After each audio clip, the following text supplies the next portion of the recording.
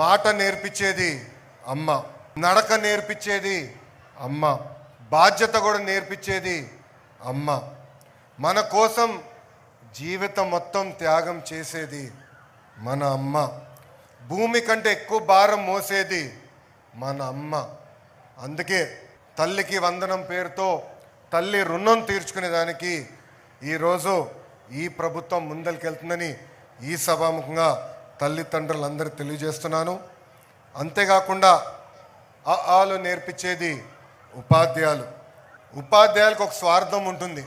ఆ స్వార్థం ఏంటంటే వాళ్ళ చదువు చెప్తున్న పిల్లలందరూ బాగా మార్కులు రావాలి, అన్ని ర్యాంకులు కొట్టాలన్న స్వార్థం వాళ్ళలో ఉంటుంది. అందుకే ఉపాధ్యాయులను ఎప్పుడు చూసినా మనకి దేవుడు గుర్తొస్తారు. అలాంటి ఉపాధ్యాయులందరికీ పేరు పేరున నా హృదయపూర్వక నమస్కారాలు తెలియజేసుకుంటున్నాం. పెద్దలు ఇప్పుడే చెప్పారు, 1875లో విఆర్ హై స్కూల్ స్థాపించారు. దాదాపు 150 సంవత్సరాలు చరిత్ర ఉన్న పాఠశాల ఇది. నిజంగానే వీడియోలో చూస్తే ఈరోజు నేను ఆశ్చర్యపోయా. కరెక్ట్గా 6 నెలల ముందల పాఠశాల ఇలాంటి పరిస్థితుల్లో ఉండాలని ఈరోజు నాకు అర్థం అవ్వాల. పాఠశాల మొత్తం చూస్తే నిజంగానే అసూయపడ్డా. నారాయణ మాస్టర్ గారికి చెప్పా, నేను చదువుకున్న పాఠశాల కన్నా అద్భుతంగా ఈరోజు విఆర్ హై స్కూల్ని మీరు తీర్చిదిద్దడం జరిగింది. ఒక ఘన చరిత్ర ఉన్న విఆర్ హై స్కూల్ మంది.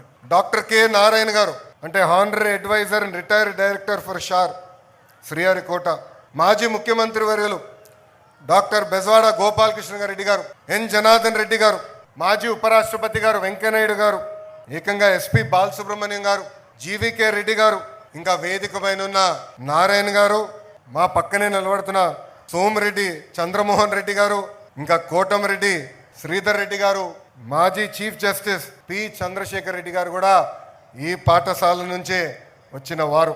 కారులో వస్తుంటే నారాయణ గారు చెప్పారు, 6th క్లాస్ నుంచి 10th క్లాస్ వరకు నారాయణ మాస్టర్ గారు ఇదే పాఠశాలలో చదివారు. ఏకంగా ఆయన చదువు పూర్తి చేసిన తర్వాత టీచర్గా ఆయన ప్రయాణం కూడా ప్రారంభించింది ఇదే విఆర్ హై స్కూల్ అని ఈ సభాముఖంగా మీకు తెలుపుతున్నాం. నేను పదే పదే ప్రజాప్రతినిధులందరినీ కోరుతున్నాం, ఇలాంటి సమావేశంలో రాజకీయాలు మనం మాట్లాడకూడదు. ఏకంగా రాజకీయాలు దూరం పెట్టాల్సిన అవసరం ఉంది. అనేక కారణాల వల్ల ఈ పాఠశాల మూతపడింది.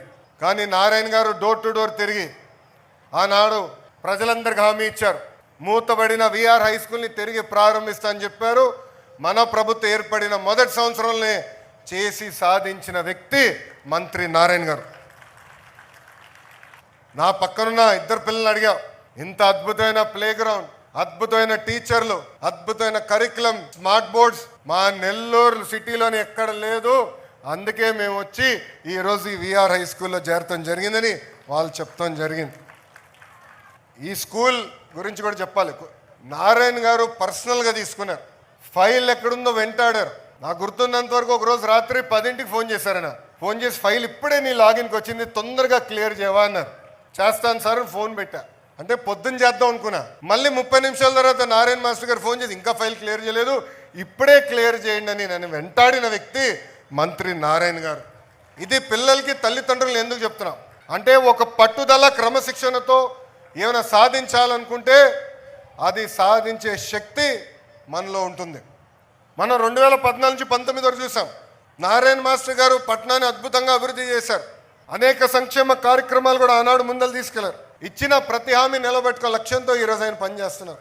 అందుకే ఎన్సిసి అంటే నాగార్జున కన్స్ట్రక్షన్ కంపెనీని తీసుకొచ్చి ఏకంగా వాళ్ళ సిఎస్ఆర్ ఫండ్స్ నుంచి దాదాపు 15 కోట్ల రూపాయలు ఈరోజు ఈ పాఠశాల అభివృద్ధి చేసేదానికి ఖర్చు పెడతాం కూడా జరిగింది.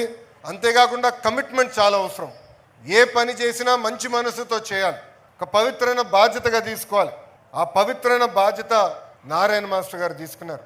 ఇది నేను ఎందుకు చెప్తున్నానంటే, ఆయన బిడ్డ షరినిని ఏకంగా ఇదే పాఠశాలకు పనిపెట్టి, కానీ ఇది ఒక మోడల్ స్కూల్గా చేయాలి, మీరు చేయండి అని చెప్పి షరిని కూడా అహర్నిశలు ఇక్కడ నిలబడి, రాత్రైన పరలు నిలబడి ఒక మోడల్ స్కూల్ ఏర్పాటు చేసినందుకు ఆమె కూడా నా హృదయపూర్వక ధన్యవాదాలు నేను తెలుపుకుంటున్నాం. ఒక డిజిటల్ క్లాస్ రూమ్ ఏమి, ఒక హైడ్రోఫోనిక్ సిస్టమ్ అంటే, హైడ్రోఫోనిక్ సిస్టమ్ అంటే నీరుతో చెట్లు పెంచుతాం, పంట పండిస్తాం. పిల్లలకి మెరుగైన టెక్నాలజీ తెలియాలని బహుశా నాకు తెలిసినంత వరకు దక్షిణ భారతదేశంలోనే మొదటిదో రెండో పాఠశాల ఒక హైడ్రోఫోనిక్ సిస్టమ్ ఏర్పాటు చేస్తాం. అలాంటి అద్భుతమైన కార్యక్రమాలు మా చెల్లమ్మ చేసింది. అంతేకాకుండా dance, music, drawing rooms, play ground చూసా, రోబోటిక్ ల్యాబ్స్ వసతులు ఈరోజు విఆర్ హై స్కూల్లో వాళ్ళు అందిస్తాం జరిగింది. ఒక మాటలో చెప్పాలంటే నేను అసూయ పడుతున్నా. మా మంగళగిరి నియోజకవర్గంలో నిడమరు పాఠశాలను నేను దత్తకు తీసుకున్నా. సో మాస్టర్ గారితో నేను పోటీ పడాలా ఈ రోజు నుంచి. అడ్మిషన్స్లో కానీ, మౌలిక సదుపాయాల్లో కానీ, కరికులంలో కానీ, రేపు రాబోయే రోజుల్లో రిజల్ట్స్లో కూడా మన మాస్టర్ గారితో పోటీ పడతాం. ఈరోజు గౌరవ ముఖ్యమంత్రి నారా చంద్రబాబు నాయుడు గారు P4 అని తీసుకొచ్చారు.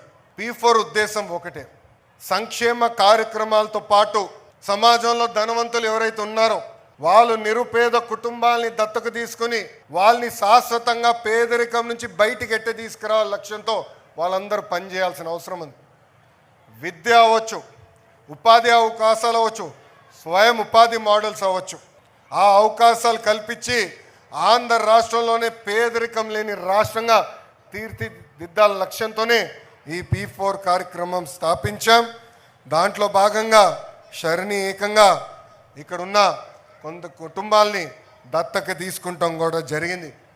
దాంతోపాటు ప్రభుత్వం ఇస్తున్న యూనిఫామ్స్తో పాటు ఏకంగా నారాయణ మాస్టర్ గారు అదనంగా 4 జతల బట్టలేమి, ట్రాన్స్పోర్టేషన్, బ్రేక్ఫాస్ట్ కూడా ఉచితంగా ఈరోజు విఆర్ హై స్కూల్లో అందజేస్తాం జరిగింది.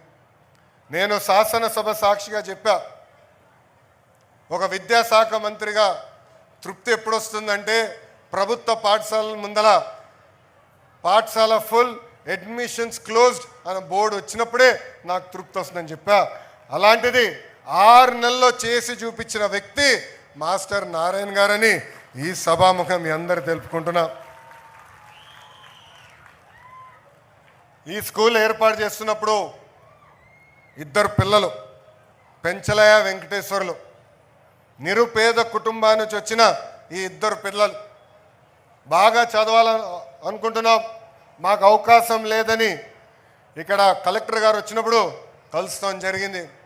ఆ 2 పిల్లల్ని నేను వ్యక్తిగతంగా దత్తకు తీసుకొని కేవలం హై స్కూలే కాదు ఉన్నత విద్య కూడా అందించే బాధ్యత నేను తీసుకుంటానని ఈ సభాముఖంగా నేను హామీ ఇస్తున్నా.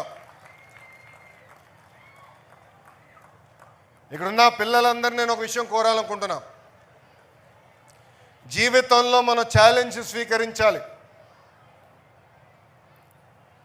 అందరూ ఒక మార్గం ఎంచుకుంటారు, కానీ మనం ట్రెండ్ సెట్టర్స్గా మారాలి. ఇక్కడ ఉదాహరణగా 2 ఇస్తాను నా జీవిత ప్రయాణంలో. మొదటిది 2019లో నేను మంగళగిరి నియోజకవర్గంలో పోటీ చేశా.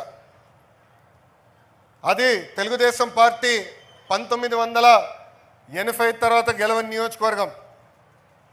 ఒక పట్టుదలతో చరిత్ర తిరిగి రాయాల లక్ష్యంతో నేను పోటీ చేశా, ఓడిపోయా. ఓడిపోయిన రోజు బాధ కలిగింది, కానీ రెండో రోజు నుంచి ఆ బాధ నాలో కసి పెంచింది, పట్టుదల పెంచింది. మళ్ళీ ఇక్కడనే పోటీ చేయాలా, ఇక్కడనే గెలవాల లక్ష్యంతో 5 సంవత్సరాలు కష్టపడ్డా.